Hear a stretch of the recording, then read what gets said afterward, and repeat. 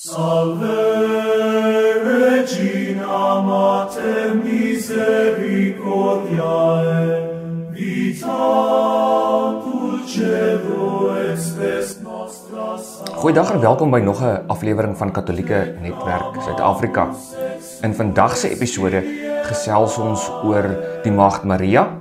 Ons gesels inderdaad verder oor haar en in besonder die volgende dogma, naamlik haar gekontinueerde maagdelikheid. In Engels die Perpetual Virginity of Mary.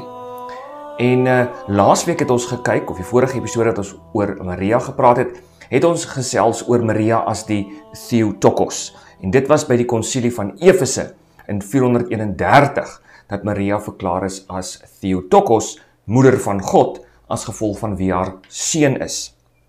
Nou dit was dan die tweede konsilie van Konstantinopel in die jaar 553, wat ook op grond van wie Christus is, naamlik dat hy God en mens is, uiteindelik verklaar het dat Maria 'n perpetual virgin is. Dis die Engels, dat sy 'n ewigdurende of 'n gekontinueerde maagd is.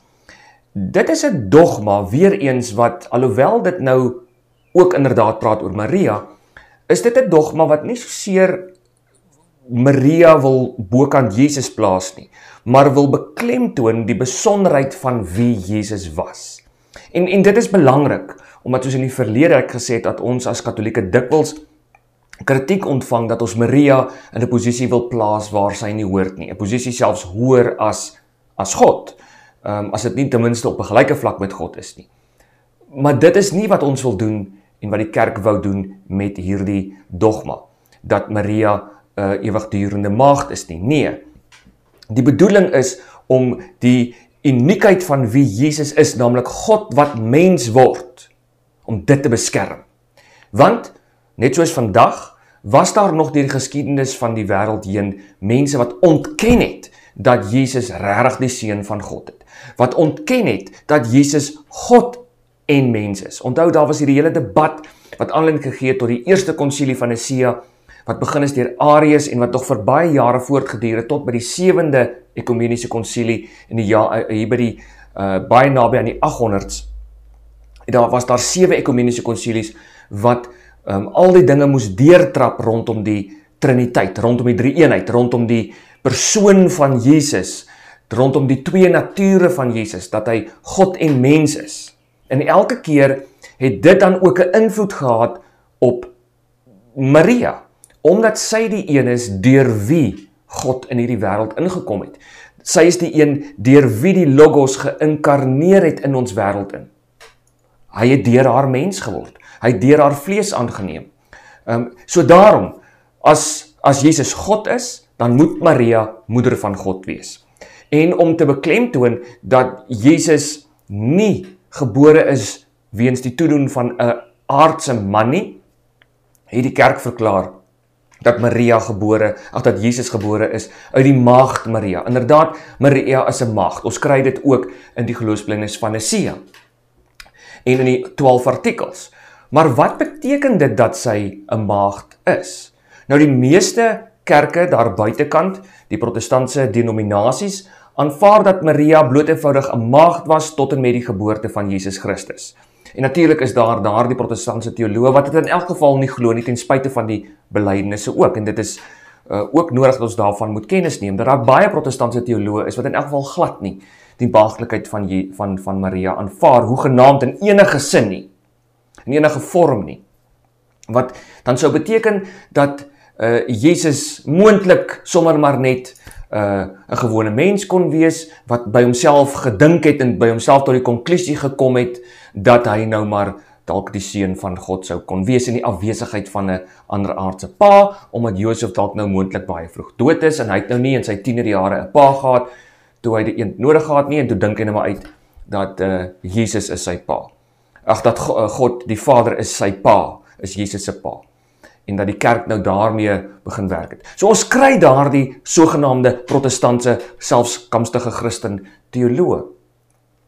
Maar vir die Katolieke kerk, ek moet altyd dit sê, die interessante is dat, wat baie protestante nie weet nie, is dat hierdie dogma van die voortdurende, ek sal nou sê wat dit beteken, van die voortdurende maagskap van Maria, die ewigdurende maagskap van Maria, dat dit 'n dogma was, of is, wat selfs aanvaar was deur die eerste generasie protestante, soos Luther, Calvin en Zwingli. En dis belangrik, want protestante dink dat ons as katolieke suig die goeters uit ons duime uit, terwyl die eerste generasie protestante ook inderdaad baie nader aan die katolieke kerk was, as wat baie moderne protestante dink hulle sou wees. Ek onthou mos, toe ek nog in die gereformeerde kerkewêreld was, en as ek vir mense gesê het, maar dis hoe Calvin dit wou hê. Calvin wou hê, byvoorbeeld, daar moet in elke erediens, moet daar nagmaal wees. Dan is selfs dominees, nee, hulle wil dit nie hê nie, Calvin het nie geweet waarvan hy praat nie. So, dis typies protestants, dat ek weet beter selfs as Calvin, maar ek wil myself 'n Calvinist noem,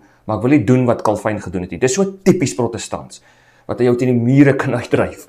Maar, wat bedoel ons met die voortdurende maagskap van Maria? Die perpetual virginity van Maria.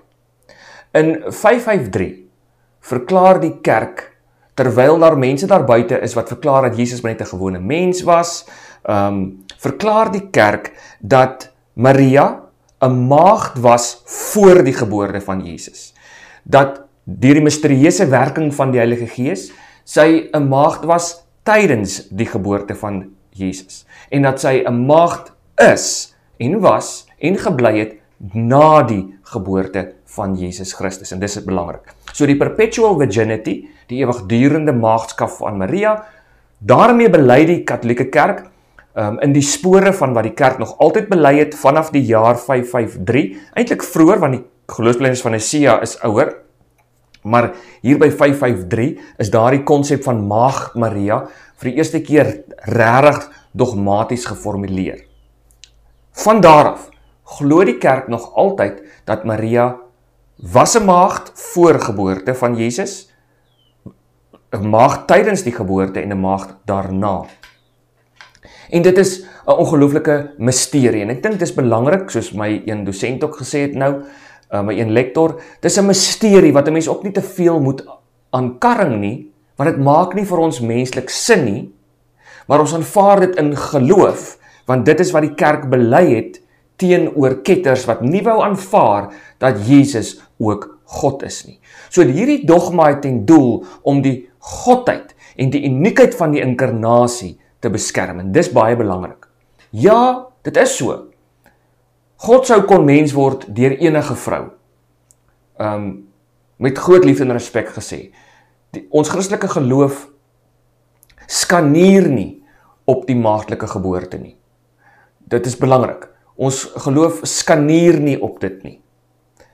Maar, so dit wat beteken, dit skaneer nie op die maagdelike geboorte nie, dit skaneer op die opstanding. Dis wat Paulus ook sê. As daar nie 'n opstanding is nie, dan is al ons geloof te vergeefs. 1 Korintiërs 15.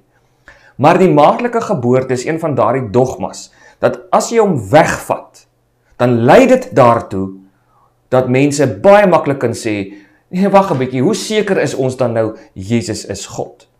Want die maagdelike geboorte gaan daaroor, oor die uniekheid van die inkarnasie. Die uniekheid van die inkarnasie. God kon mens word deur enige vrou, maar watter versekering met liefde en respek ook nou teenoor God en teenoor die Bybelskrywers, as Maria nie 'n maagd was nie. En onthou nou, God kon regtig mens word as hy wou deur die maagd Maria.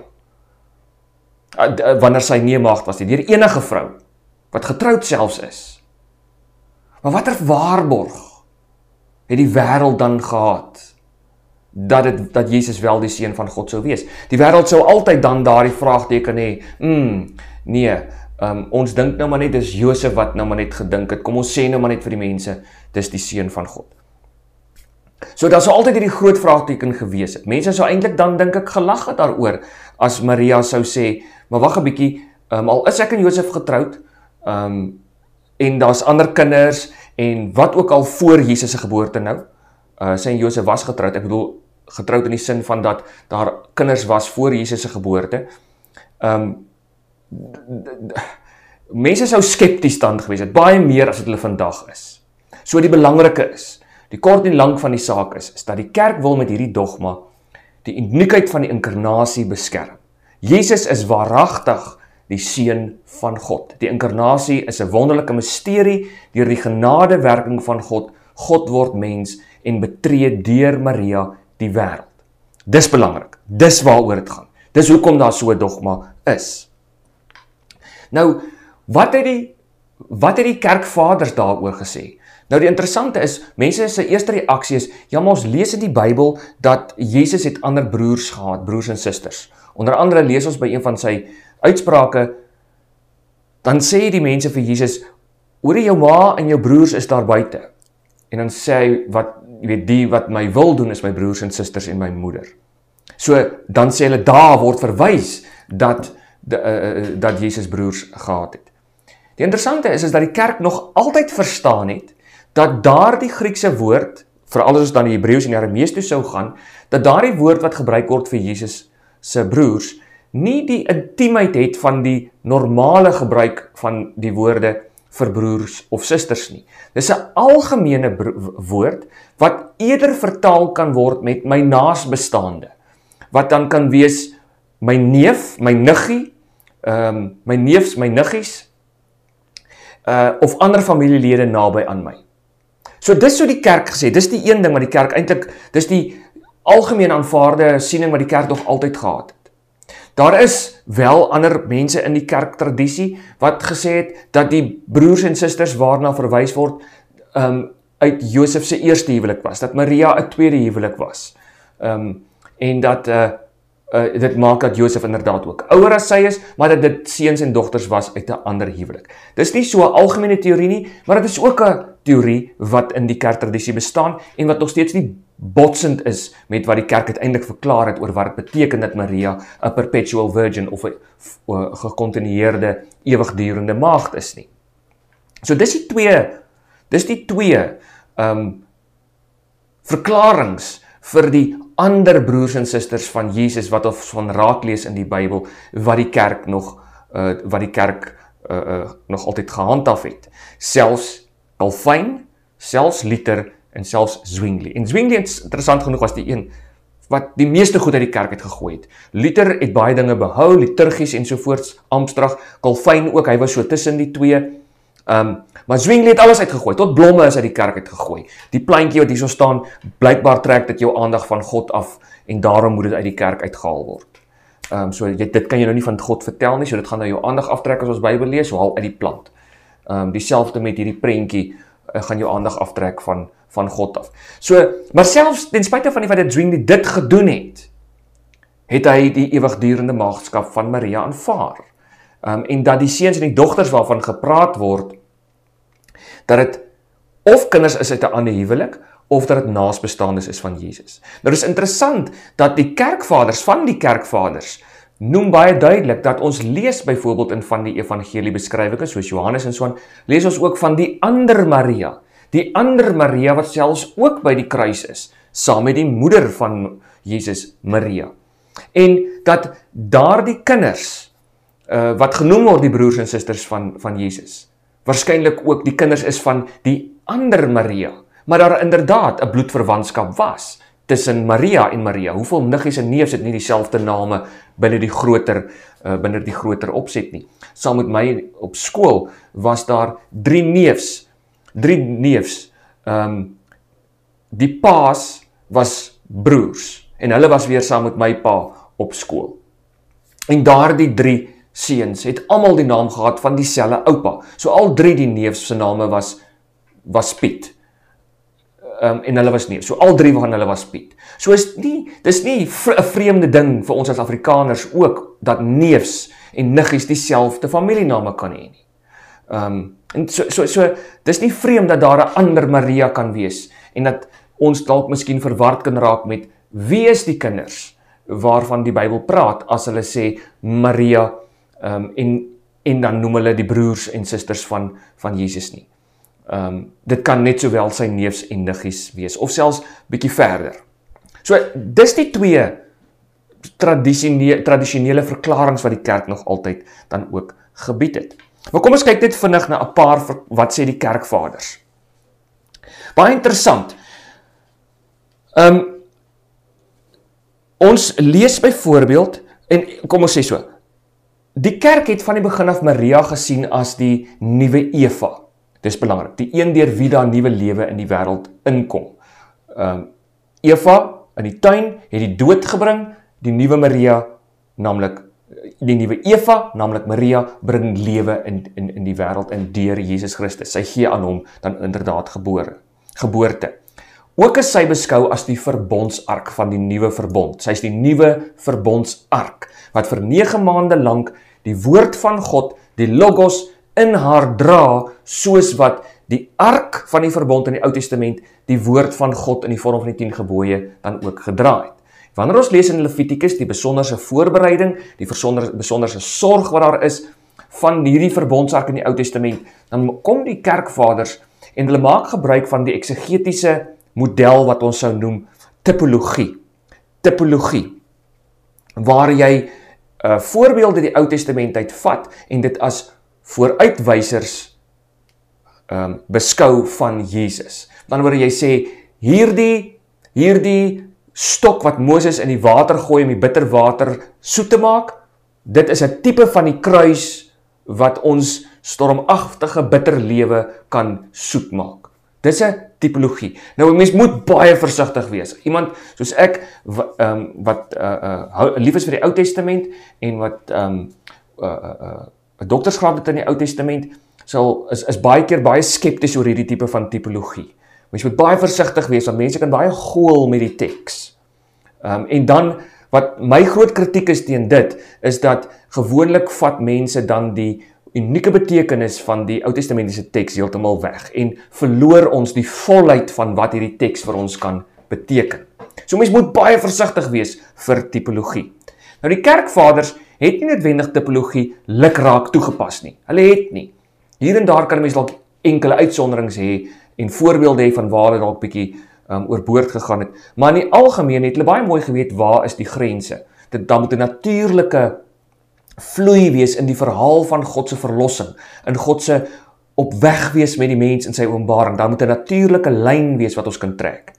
En so het hulle dan 'n lyn getrek tussen die verbondsark wat die woord van God dra en Maria wat die woord van God dra. So dis belangrik. En dan die sorg wat getref is vir die Ou Testamentiese verbondsark is dan ook van toepassing gemaak op die sorg vir Maria en dan die plek wat die kerk aan Maria gee. So die plek wat die kerk aan Maria gee, hierdie besonderse posisie, hou ook verband met hoe behoort ons die verbondsark te hanteer. En dan kyk ons na die Ou Testament. Hierdie heilige instrumente waardeur God homself wys aan die wêreld, waardeur God na die wêreld toe gekom het in die Ou Testament. Die sakrale, die heilige, die sacred vessels, die woord vessel is my so 'n mooi Engelse woord, die heilige houers, waardeur God met die mens werk. Maria is so 'n heilige houer. En die heilige houers in die Ou Testament moes met respek behandel word. Nie almal kon daaraan vat nie. Ons weet dat Uria byvoorbeeld dood is, toe hy per ongeluk met goeie bedoelinge aan die verbondsark van die Here gevat het. Toe die verbondsark terugkom van die Filistyne af op die osse waar, struikel die osse, toe hulle deur die drif gaan en die verbondsark skuif op die wa, en Uria is bang, hierdie verbondsark gaan afval en hy vat aan die ark. Maar hy was nie 'n leviet nie. Hy is nie veronderstel om aan die ark te vat nie. En God slaan hom dood. En Dawid skrik om boeglam en sê, nee, wag 'n bietjie. Wie is ek dat die Here na my toe kom? En dan as hy weer die verbondsark skuiwe, dan maak hy gebruik van die leviete, offers word gebring en die verbondsark word met geweldige respek hanteer. En dan verskuif hy die verbondsark. So, belangrik. Die kerkvaders het van die begin af hierdie respek gehad vir Maria, as gevolg van aan wie sy geboorte gegee het. Nie op grond van wie sy maar net is as mens nie, maar op grond van aan wie sy geboorte gegee het. So, in Lukas 1 vers 34, Maria sê baie duidelik, hoe kan dit wees, aangesien ek geen gemeenskap met 'n man het nie? Dis nou wanneer Gabriël by haar kom en vir haar sê, jy sal swanger word, en dan sê sy, maar hoe kan dit wees, aangesien ek geen gemeenskap met 'n man het nie? En dit is belangrik, daardie Griekse woorde wat sy gebruik is van so 'n aard dat dit daarop dui, dat sy is nie van plan om seksuele omgang met 'n man te hê nie. En nou kan mense maklik sê, ja, maar sy was verloof aan Maria. En ek weet, dis wat baie protestante onmiddellik sal sê. Maar daar is bewyse wat ons kry van uit die Oud-testamentiese Joodse tradisies, dat mense, 'n man en 'n vrou, wel in die huwelik kan tree, maar dat hulle alreeds voor die tyd dit saam besluit het, dat hulle huwelik gaan gebaseer wees op maagdelikheid. Hulle gaan nie gemeenskap hê met mekaar nie, want hulle huwelik het 'n ander doel. Hulle huwelik gaan in diens staan van God op so 'n wyse dat hulle nie seksuele omgang met mekaar gaan hê nie, wat dit ook al nou sou wees. En in daardie opsig sou hulle dan hulle huwelik dieselfde wees as die Nasareërs van God, wat lewenslank aan die Here gewy is, en wat byvoorbeeld dan nie wyn kon drink nie. So, ons het enkele voorbeelde daarvan, en daar is kerkvaders wat, nie baie nie, maar daar is kerkvaders wat die standpunt het dat Maria en Josef se huwelik so huwelik was, omdat hulle eintlik geweet het, Maria word voorberei vir 'n groter doel, en Josef ook, en dat hierdie gebeurtenis dalk so 'n bietjie vroeër miskien kon gewees het as wat ons dalk noodwendig dink. Hoe dit ook al sê is, die punt is, Maria sê baie duidelik vanuit die Grieks wat ons het, sy se maagd, en sy is van plan om 'n maagd te bly. So hoe is dit moontlik dat sy gaan geboorte gee aan 'n seun, selfs al is sy verloof aan Josef? En dan sê die engel Gabriël vir haar, die Heilige Gees sal oor jou kom. Die Heilige Gees sal jou oorskadu, en daardie Grieks is dieselfde woorde as wat ons sien in die Ou Testament as die Heilige Gees die verbondsark in die Ou Testament oorskadu, of die tabernakel oorskadu, of die tempel oorskadu en vul. Jesaja 7 vers 14, daardie besonderse vers, die maagd sal swanger word. Nou ja, dit is so, die Hebreëus is betula, dis 'n jong vrou,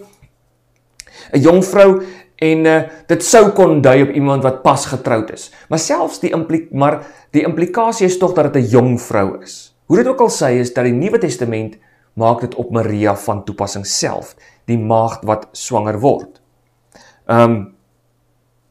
En ons lees ook in Matteus 1 vers 25, Josef het haar nie aangeraak voordat sy haar eersgebore seun gebaar het nie. Dit is alles om te wys dat Jesus is gebore uit 'n maagd. Hy is waarlik die seun van God. Sy geboorte is regtig 'n wonder. Maar dit was vir baie mense nie genoeg nie.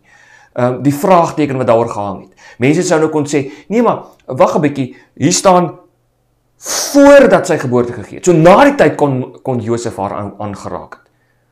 Nou, my professor sê, my lektor het gesê, afgesien nou van wat die kerkvaders sê oor dat hierdie kinders wat verwys word in die Bybel na die broers en susters, as daar verwys word na die broers en susters van Jesus in die Bybel, dat dit ander familielede kon wees, en eintlik dit is wat die kerk nog altyd gesê het my lektor nou die dag die vraag gevra, as jy weet jou vrou, toe julle verloof was, God het haar gevat, en deur haar geïnkarneer, 9 maande lank, die almagtige skepper van hemel en aarde, is vir 9 maande in haar, en word deur haar gebore, en jy kyk na die Ou Testament en die heiligheid van die verbondsark, sou jy dan regtig na die geboorte dit gewaag het om seksuele omgang met jou vrou te hê, as jy weet die Heilige Gees het haar oorskadu? Sou jy dit waag? Miskien kan jy nou baie maklik sê, ja ek sou. Maar dan toe sê hy ook, dan het jy meer manne moet as hy. Want, wees eerlik met jouself. As jy weet, hier het God nou jou vrou oorskadu en sy word swanger, sou jy na die tyd regtig seksuele omgang met jou vrou sommer maar net hê? Ek weet nie, maar dit is iets om oor aan te dink. So ons moet baie versigtig wees om my net te sê, ja maar, totdat en toe het hy nou met haar seksuele omgang gehad. Die tradisie is baie sterk daaroor dat hy het nie. Goed. Maar kom ons kyk na wat sê die kerkvaders en wat sê die tradisie. Die interessante is, die kerkvaders werk baie sterk, behalwe by die verbondsark gedagte en die nuwe Eva gedagte en die heiligheid van die verbondsark, werk die kerkvaders ook baie sterk, en onthou nou die eksegetiese model van typologie, Esegiel 44 vers 1 tot 2. Esegiel 44 vers 1 tot 2. Daar lees ons, God maak nou allerlei beloftes aan die volk Israel deur die profeet Esegiel. Hy's besig om na die tempel te kyk en 'n klomp dinge gebeur. God wat op 'n stadium weggaan van Israel af en weer beloof hy sal terugkom na hulle toe ensovoorts ensovoorts. En dan word daar nou hier gepraat van die verskillende poorte wat om die tempel en om Jerusalem is. En dan sien ons en ons lees van die oostelike poort. God wat deur die oostelike poort beweeg. En omdat God deur die oostelike poort beweeg, moet die oostelike poort gesluit word en niemand mag weer deur daardie poort beweeg nie, omdat God daardeur beweeg het. En die kerkvaders maak dit op Maria van toepassing. En daarom dat Josef dan nie met haar sou seksuele omgang het na die tyd, na die geboorte van Jesus Christus nie. Want God het deur Maria beweeg. Vroeg in die kerklike tradisie kry ons hoe dit Maria as die oostelike poort beskou is. Hoekom? Want die ooste is in die Bybel altyd die plek waar verlossing van Daan afkom. In die boek Daniël, verlossing kom uit die ooste. So ook in die boek Openbaring, in al die apokaliptiek van die Ou Testament, kry ons dat die ooste is die plek waarvan af verlossing dan ook kom. Esegiel 44.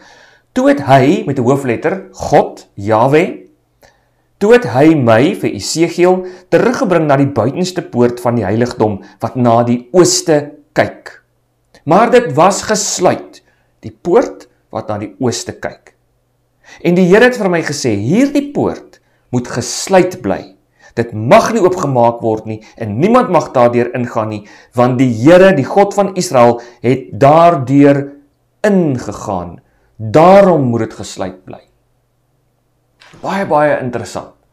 Baie interessant. Nou, dit het 'n unieke konteks. Dit gaan oor 'n klomp dinge, God wat verlossing bring, ensovoorts, binne bepaalde omstandighede vir die volk Israel.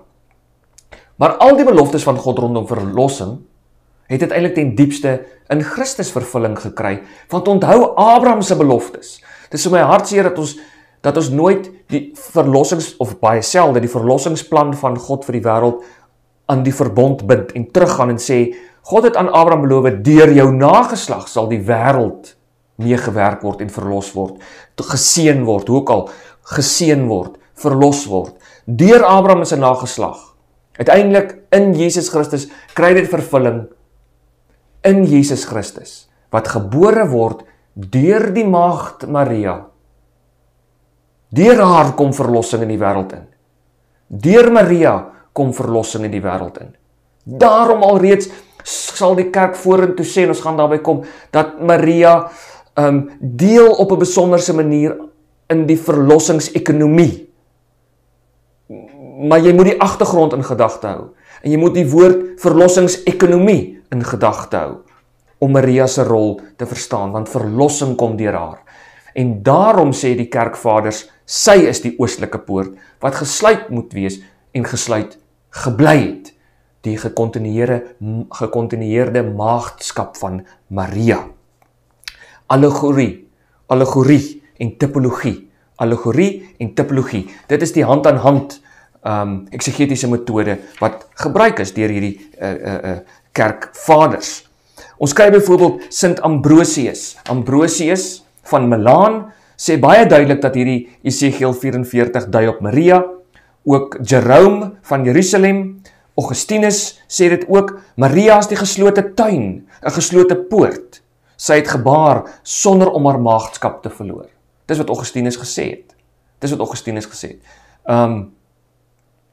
Jerome, hoor wat sê hy? Wat beteken hierdie geslote poort in die huis van die Here, behalwe Maria, wat altyd maagd is?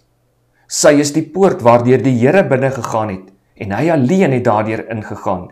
Dit is gesluit verander, altyd gesluit. So kan julle sien, vroeg het die kerkvaders en het die kerk hierdie gedagte gehad van Maria se ewigdurende maagdskap. Dit was net nodig geword om in die jaar 553 dit die eerste keer te verklaar, Want dit is ook later by die Lateraanse konsilie weer 'n keer herhaal dat Maria is inderdaad 'n ewigdurende maagd. In die jaar 649 is dit dan weer 'n keer by die Lateraanse synode verklaar dat sy 'n ewigdurende maagd is, omdat daar altyd mense is wat die godheid van Jesus bevraagteken.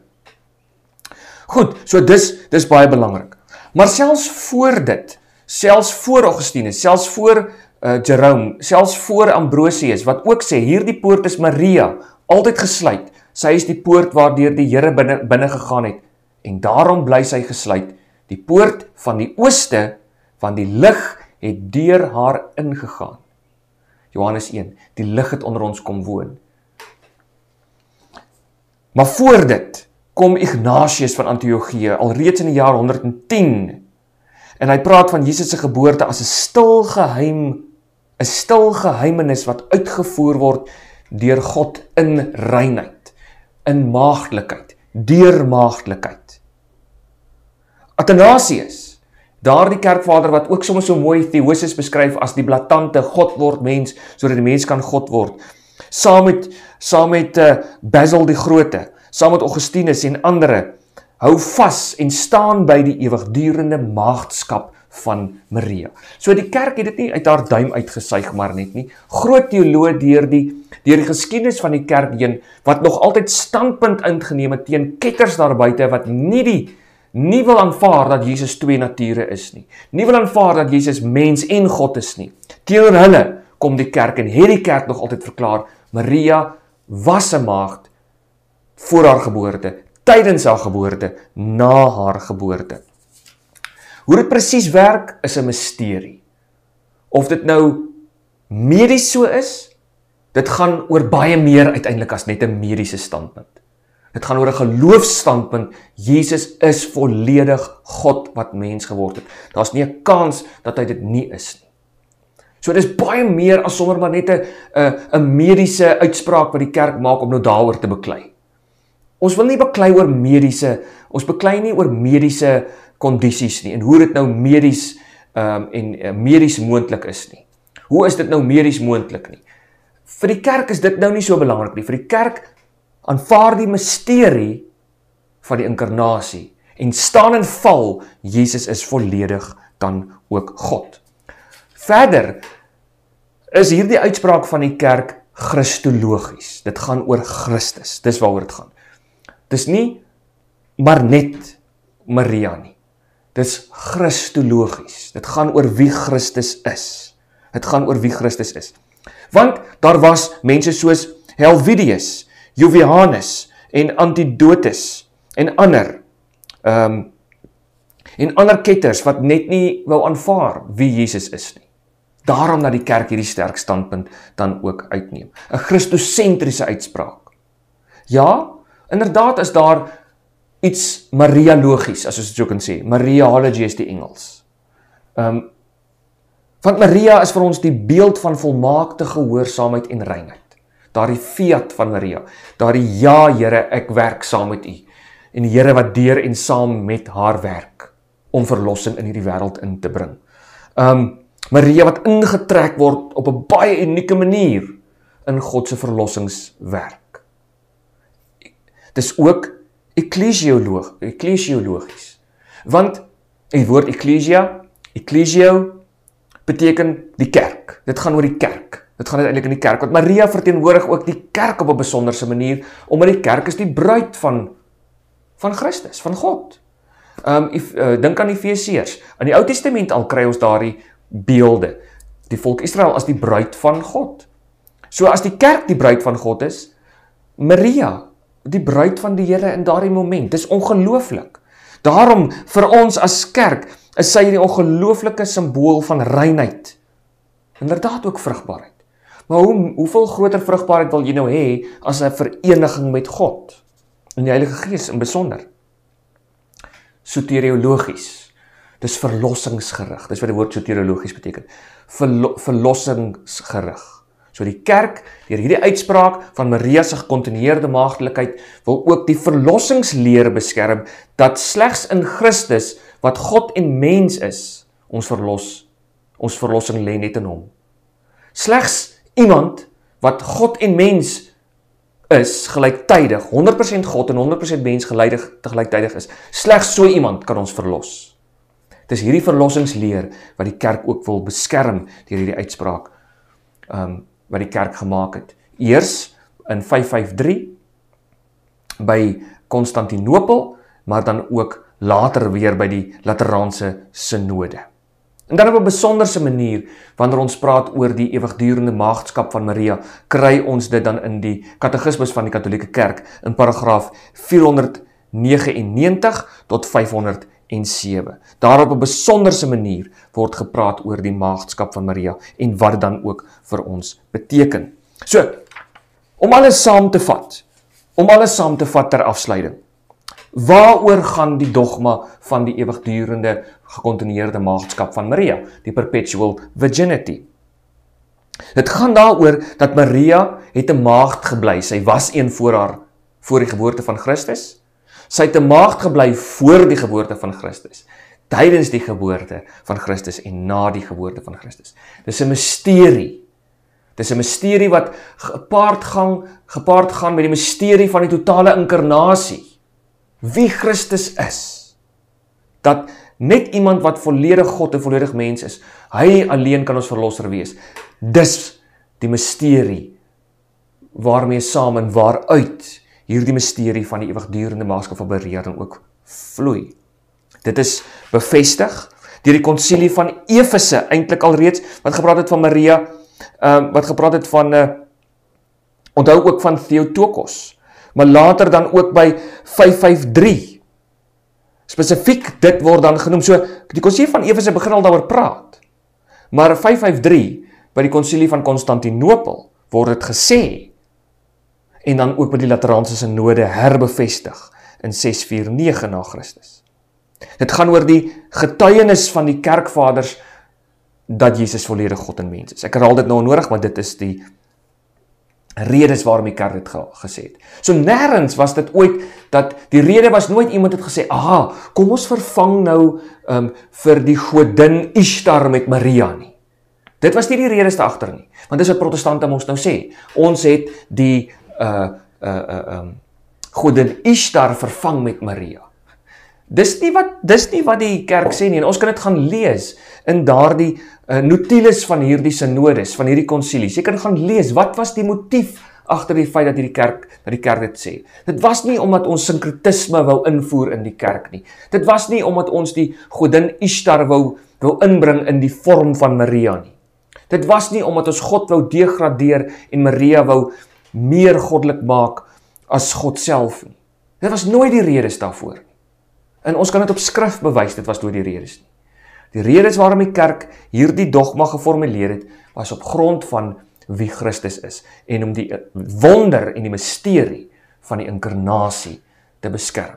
So ek hoop nou na hierdie video vandag maak dit vir jou so 'n bietjie meer sin oor wat beteken die dogma van die ewigdurende maagdskap van Maria. Hoekom het die kerk dit verklaar en hoekom dit eintlik baie belangrik is om daaraan vas te hou, selfs al kan ons dit nie medies met ons eie brein verklaar nie. Dankie vir die saamluister, en as jy enige vrae het, is jy welkom om ons te kontak. En as jy gehou het van hierdie video en ander van die video's wat ons al gemaak het, en wil hê ons moet nog meer video's maak, asseblief druk daardie like knoppie, asseblief teken in op ons kanaal, subscribe is die Engels wat almal ken, teken asseblief in op ons kanaal, dat ons ook 'n bietjie ons getalle kan opskuiwe, en word deel van ons gemeenskap. Want elke keer as 'n nuwe video dan opgelaai word, kan jy inderdaad onmiddellike kennisgewing kry dat daar 'n nuwe video op is. So baie dankie vir die saamluister.